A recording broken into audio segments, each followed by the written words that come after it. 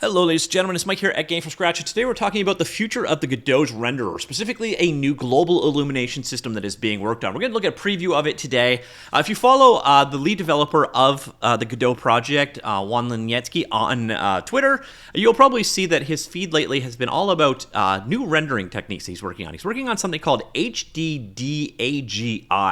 Now, what the heck does HDDAGI stand for? Well, that is, the GI is Global Illumination, and the HDDA part is Hierarchical Digital Differential Analyzer. So you may be thinking to yourself, hey, wait a minute, didn't Godot just get a new Global Illumination system? Yes, it did. It got something called SDFGI in the world of Godot 4.0 and beyond, and this is actually a drop-in replacement for it. In theory, this should just be straight out faster than what we had before, and you can see a number of different tests that he's done with it. But the big thing is he actually released a preview of this. If you want to go ahead and build it yourself, you can go ahead and check it out and test it. And that is exactly what I've done. So you can see here, this is the pull request he's done of the Godot sources. This would be a Godot 5.3, probably experimental feature. The entire idea behind it. So this is a Global Illumination system, and it's going to supersede the signed distance field solution here. The key advantage to using the new HDDA approach are that it should be much faster, significantly lower frame time, orders of magnitude faster cascade, generally higher quality, less artifacting, much better occlusion, a lot less light linked, and less memory usage. Should be a drop-in replacement, so work is just a straight-out replacement of the signed distance field Global Illumination. Now, both of these solutions basically handle how secondary light bounces in the scene. So they work excellent for large open worlds.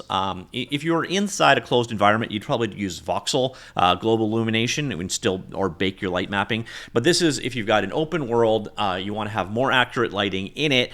That's what these Global Illumination systems are for. There are obviously some issues with this. This is very much under development, so do be aware there are definitely some issues there, and there are some other issues with it going on. On top of that, I haven't really got a clue how to use it, so I'm going to show you just at the very basic level of how things work. And then if you are interested in learning more about hierarchical differential analyzer, there's this paper from DreamWorks Animation that is probably as good of a read as I found. The big thing about it is it's for going through open VDB files, which are really large data sets with very sparse or empty data, often used for doing things like volumetric clouds and particle system effects and so on. And this was an algorithm from a very old idea, they say, that really deals well with sparsely populated data sets. And that is kind of what an open world scene is all about. So instead of using signed distance field, they are using these HDDA.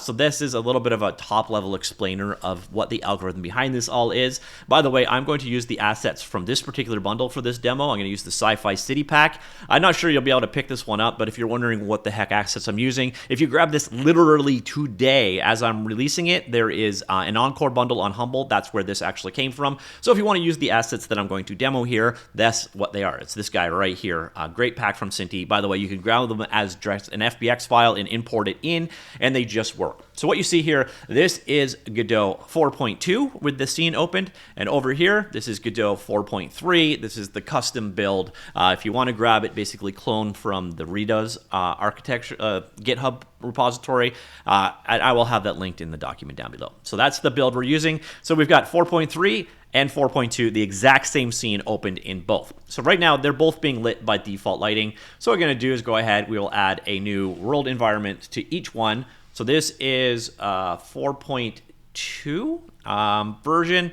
And then what I'm going to do is come in here, new environment. So if you've worked with it before, you've got an idea what we're dealing with. So let's go here, new environment, open our environment up. So there's a couple things we're going to do. Setup. First off, we're going to use Ace's lighting for both of these. Next thing we're going to do is set this to sky for the background color. We will create a sky. So I'm going to do the exact same thing in both settings. We will create a new procedural sky, just straight out defaults like so. So we got a normal environment here. Same deal over here. So this is the 4.3 build. And once again, we're just going to come on in here, root scene, create a new world environment like so. And once again, we'll set that up. So our background is going to be sky. We're going to go ahead and create a new sky. Sky material, procedural sky. One thing I didn't change, I'll go back and do this earlier. So we want our ambient light source to be from the sky like so.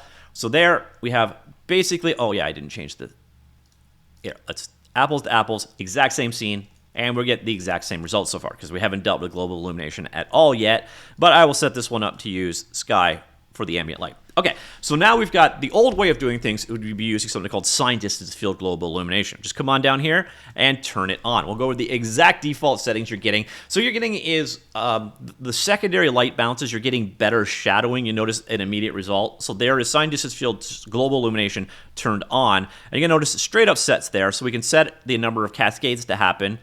And you should get more cascades, better results. Now, the other thing I'm going to do, this is not meant as a benchmark, but let's throw some, oh, it's on there already. All right, so you're seeing frame results here. We're a little bit over 400 frames per second, running at 4K. So let's go on over here. So we're running right now at 13,000 frames per second. We have not turned global illuminations on. So we're going to come over here. What you're going to notice is in Godot 4.3 with the new HDDA, it's no longer called SDFGI. It's called Dynamic Global Illumination. And this actually makes sense to me because, frankly, it is like an algorithm replacement. This is a drop in for what we were dealing with. So SDFGI is going to go away. HDDA is going to replace it. To the end user, though, it's a global illumination solution. So you don't really give a damn about which one you're using. So we're going to go here. We're going to change the cascades up. And you're looking pretty much the exact same frame rate. Now, you're going to notice you're getting slightly different results.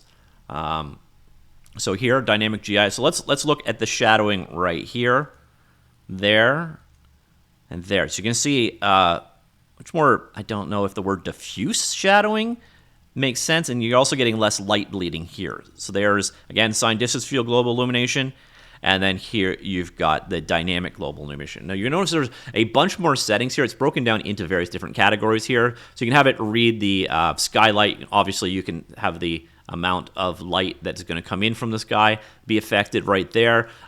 We also have settings here for controlling the bias. I don't actually know exactly how bias is going to influence the global illumination results. It's literally not documented at this point. But yeah, that is it. This is the new implementation of HDDA. Once again, Hierarchical Digital Differential Analyzer. The new one, the old one. The results are, actually, that's not switching between them. So the old SDFGI, the new. So you can see a little bit more. If I come down here, we could go in here and show just the lighting. And here we'll show just the lighting. So you can see, again, you're getting kind of darker shadows here with the dynamic GI. So you're seeing, again, here a bit of a result change there. So again, this is the new one and the old one. The end results are going to be a little bit different there. And then switch over into here. We've got some new information available in the dynamic GI cascades. We can see the cascades there. I don't know if we can do that with SDFGI. Let's see what they've got for options. Yeah, so here's the cascade effects. So you're definitely, the algorithms are different. And I guess with dynamic light changes, this new HDDA is supposed to be a substantial bit quicker. But again, it's very much still under development too, so I'm not even going to focus too much on the performance side of things. Here's the automatic probes generated for the SDFGI solution, and then let's do the same thing over here for there. So interestingly enough, a whole lot less probes, like a whole lot less, and that's probably where some of the performance gains will actually come from. But yeah, that's kind of the world. I'll go out of camera mode. Let's go back to full on. We'll turn so we'll go back here to display normal. Here we are in the world. We'll get out of camera preview, give an idea of what this world looks like with the new settings. Again, you do have control over a couple different things, like cascade here should be basically the precision, like the amount of bounces, I think, would be how that would ultimately work for the lighting solution. So again, here it is with a little bit more detailed stuff in the scene. So lower cascades here. And then I've got this guy right here. You can say like the data format for the cascades to use, and you can go to like this super high precision version. What I found, and I don't know if this is by design, but when I change it up, everything gets really, really dark. And I don't I don't know if that's intended, so obviously I could increase the energy in the world. It also gets really, really slow. So even though you can change this value, you see my computer is just chugging now.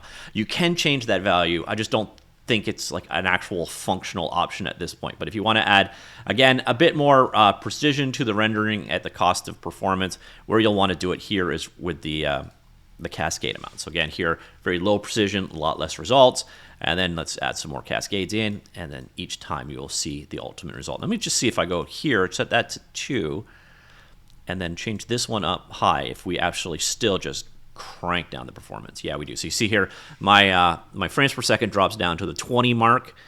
So this is one of those things that definitely, so we can go here to the minimalist version. Let's switch back over and give it a second to run. Again, this is under development code, so don't have too many expectations. I don't think that did anything. So let's switch this over to the default one, which is the second one right here. And there you see your frame rate immediately takes a jump for it. I've done something that's absolutely killed my frame rate either way, because it shouldn't be running that slow. But yeah, that is the end result of this new solution. You saw kind of a visual comparison of the exact same scene with the exact same settings for SDFGI versus HDDA. The whole idea basically is that we're going to get, if we hunt on back over here to the explanation over here. So again, this was the asset that we used for this. The link will be down below, but it's only active for a little bit longer. But the whole idea is basically it's going to be faster, higher quality, with less memory usage and less light leaks. So it should just be SDFGI, but better. Obviously, it is very early on in development right now, but I will link to this fork if you're interested in going ahead and checking that out. And yeah, that is the new HDDA Global Illumination system, potentially coming in the Godot game engine 4.3 or beyond. Let me know what you think. Comments down below. I will talk to you all later, and goodbye.